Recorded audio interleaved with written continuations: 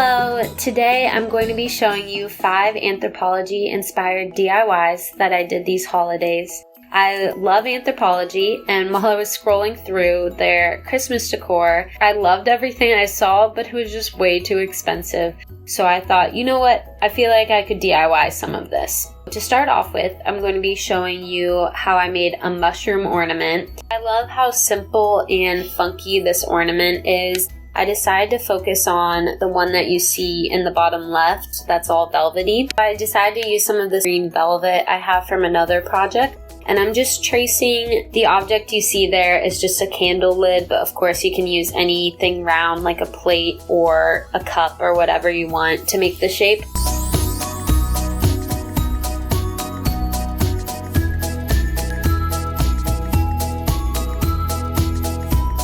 And now I'm just pinching and folding it in half, and I'm going to cut it into 4 different pieces. So now all I'm doing is pinning each triangle and sewing them together one at a time.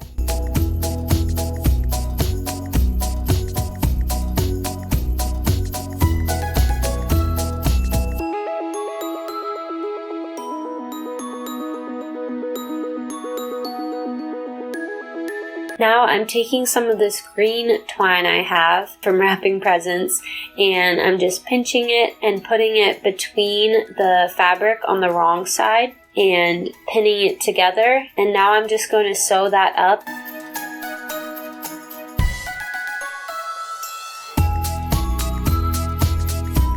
So now we have the little cute top of our mushroom ornament. Now I'm doing pretty much the same technique I did before. I'm just using a round object and tracing out a circle. This is gonna be the underneath of the mushroom. This is also scrap fabric, as you can see here. It's kind of rough around the edges, but now I'm doing the same technique to make a smaller circle, so it's kind of a donut-shaped piece of fabric. And I'm wedging the velvet in there, and I'm going to pin all the way around and sew the velvet to the white fabric.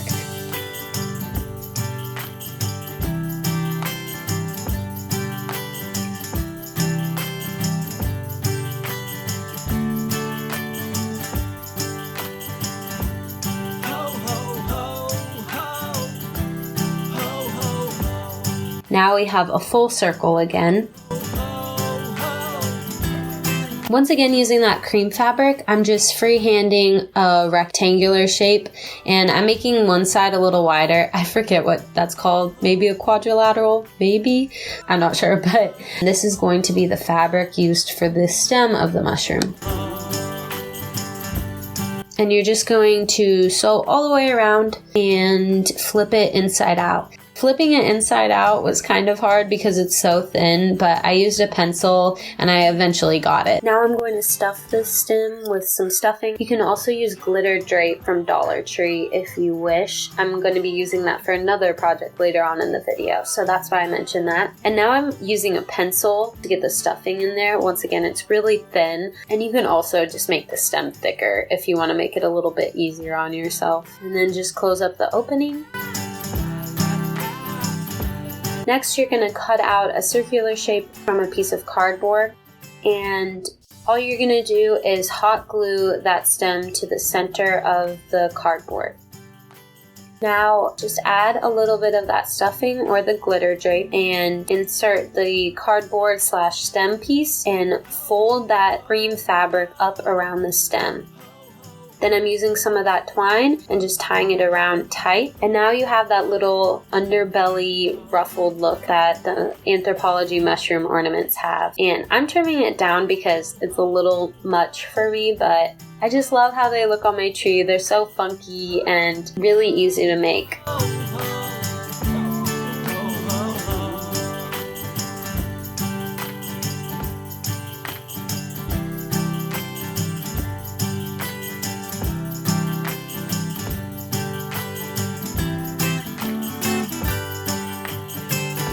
The next DIY is a stocking holder inspired by the juniper stocking holders. It was kind of expensive. They're $26.50. Too expensive for me, but I figured out a way to make them with only Dollar Tree items. So the first item is this clear plastic ornament as well as some metallic paint. This is actually from Walmart, but I already had it on hand. Everything else is from Dollar Tree though, I promise. And I'm using just the top of the paint can to make a circular shape right where the base of the ornament is. And I'm cutting that out. Be super careful doing this. And now I'm painting it with the little kind of like snow spots that Anthropologie has on theirs. And I'm using acrylic paint and this sponge brush. And I cut the sponge brush to be more circular. You can also get little circular sponge brushes, but Dollar Tree didn't have them. And I didn't want to splurge on those, so I just cut my own.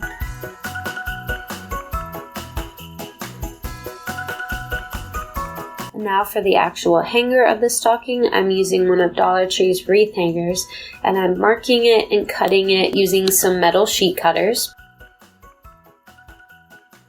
And I'm just bending it using my hand. It makes it less exact, but you can also use a hard surface and kind of bend it around that. And now I'm going to be using a candle lid from a candle I found at Dollar Tree as the metal base for the stocking holder. Now I'm spray painting the lids and also the metal hanging part of the stocking using this rose gold paint from Walmart. I think it was like $3 or something, so still really inexpensive. And now I'm using that glittered drape that I mentioned earlier, and I cut out 3 pieces of it. Just the shape really doesn't matter. And I'm also using some pebbles from Dollar Tree, and I'm going to wrap those up with the glittered drape. The reason I'm doing this is primarily for the weight of the stocking holder. Otherwise, this is just a really light kind of ornament, which you can totally use it that way. And I'm trimming it down a little bit. This doesn't have to be perfect by any means. Clearly mine is not. I'm just gonna glue it into one of the lids, and this is going to be the base and add some weight to the stocking holder.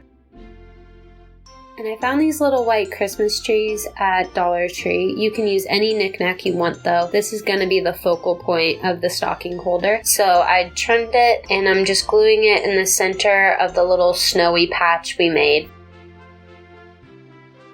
And now I'm going to hot glue the clear ornament on top of it. Be really careful with this. This is definitely the most frustrating part for me, and it's mainly because there is that snowy patch there. It kind of was a struggle, but I got there. You just have to be really, really careful with the hot glue.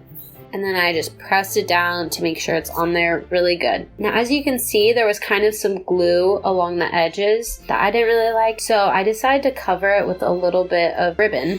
Found this ribbon from Michael's. There's lots of ribbon at Dollar Tree though that you can use, and I just glued that around. And now I'm taking the hook and I'm going to glue that to the bottom, and that's it for our little whimsical stocking holders.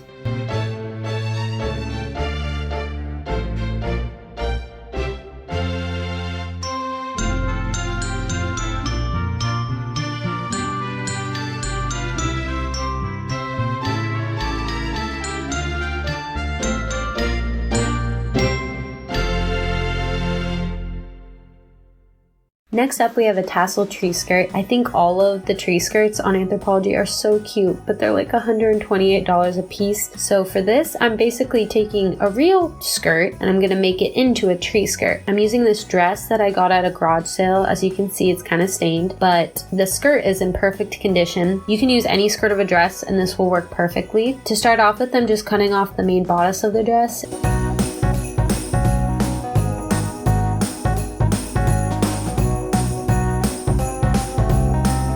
And then I'm going to cut down the center of the skirt. This is where the tree skirt will overlap in the back.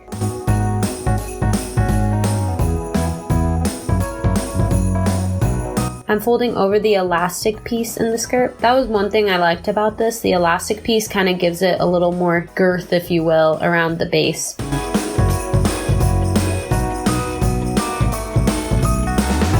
I just pinned along the top and I'm sewing it down, giving it a better seam on top rather than my jagged cuts from cutting off the top part of the dress.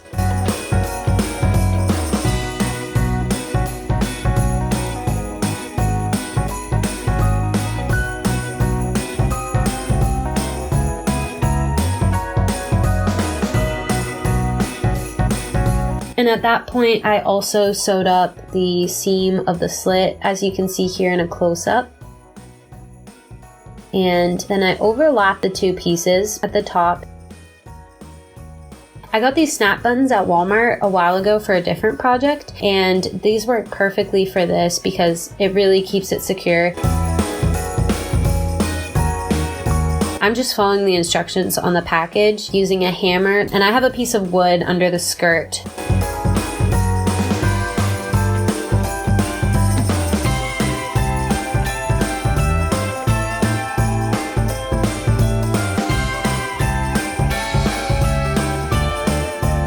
I just did the same thing on the other side, so now there's two buttons. Instead of snap buttons, you can use Velcro or add ribbon so that you can tie it together. And that's how that turned out.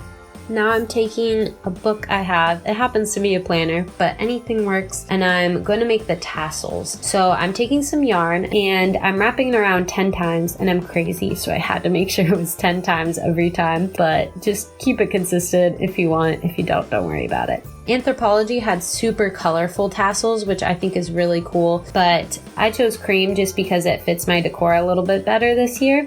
So I cut off two pieces of yarn. One piece of yarn is to secure the wrapped yarn that we just did. And I just tie it in the middle. And the second piece of yarn is just to go around the wrap again and cinch it all together.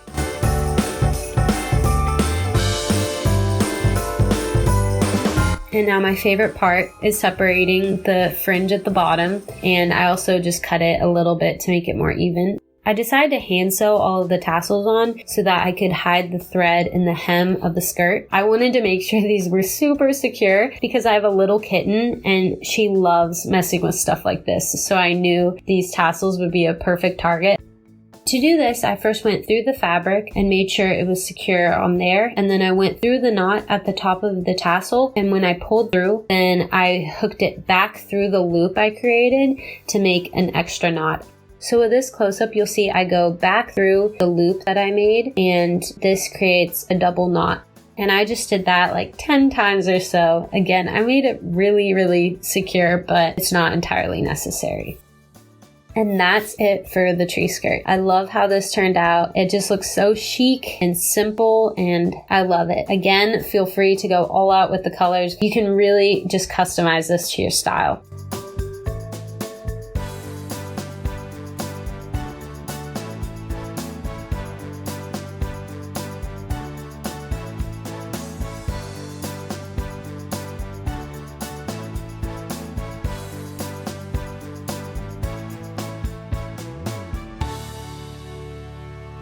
This item is actually not a Christmas item on Anthropologie, but it fit my Christmas decor, so I decided to include it. To start off with, for this velvet pillow, I'm using this shirt that I also got at a garage sale. As you can see, my cat loves it, and it's this really pretty velvet, goldish velvet. I find velvet stuff at thrift stores all the time, so it's a really inexpensive way to get your hand on that fabric for projects like this. I'm using one of my own pillow covers from a pillow off my couch. I find that's the easiest way to switch up how your couch looks, is just by using the pillows you already have and adding slip covers to them. And I'm taking my own pillow covering and I'm using it as a guide for this pillow. So I'm just cutting out the fabric.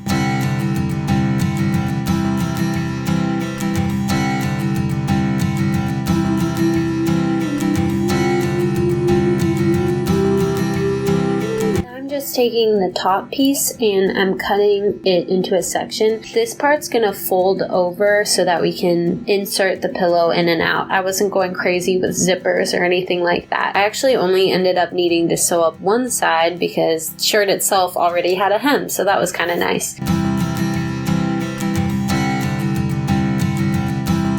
And you can see here, this is how they're gonna overlap on the back. And now I'm going to sew all the way around. There's no need to actually leave a gap to flip it inside out because there's those overlapping hems in the back. This pillow is that easy. You can stop there, but because I didn't have enough fabric to give a really good overlap in the back, I decided to add 4 ribbons so that I can tie the back shut. If you have a good overlap, then you can just leave it like that and there's no need to tie anything. You can see here I just tie up the ribbon in the back, tuck it in, and no one can see it. Flip it around and it's a super cute velvet pillow. Now the next DIY is very similar to the previous. This pillow here from Anthropologie is my inspiration for this DIY, but this one's $68, so nope. So for this DIY, I'm starting off with the pillow cover I already made. The first thing I did is drew out the words I wanted to use on the pillow. You can also print them, and I just overlaid some mesh on top, and I'm taping the mesh over the words. So all of this is taped down on a box. This is just so that we can draw the letters onto the mesh. I know it looks like I'm just tracing over paper, but the mesh is there and I'm just trying to be really precise so that everything is transferred over to this mesh fabric that will be put onto the pillow while we're embroidering it.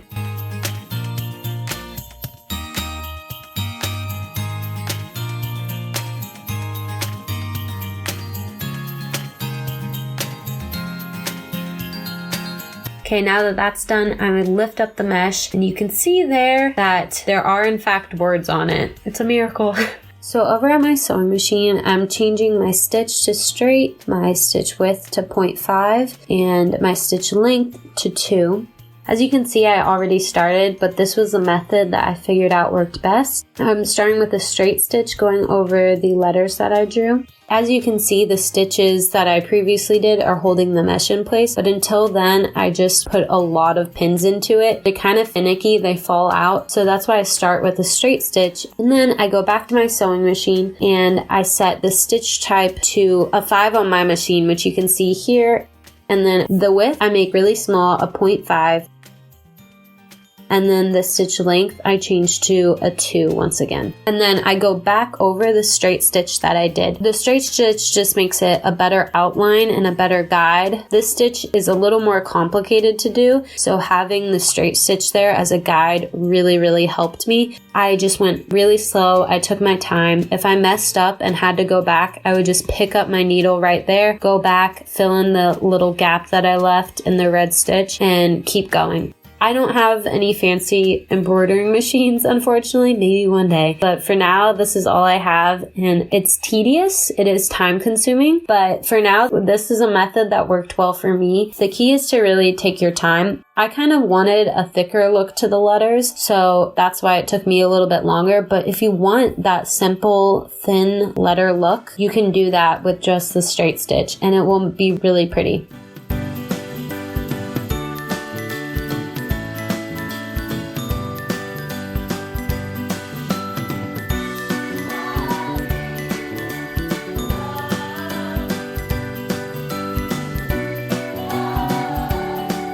And the very last step is to cut off any loose threads on top. I had way more than this, so this is at the very end, but it looked kind of crazy when I had finished, so I just trimmed all those off.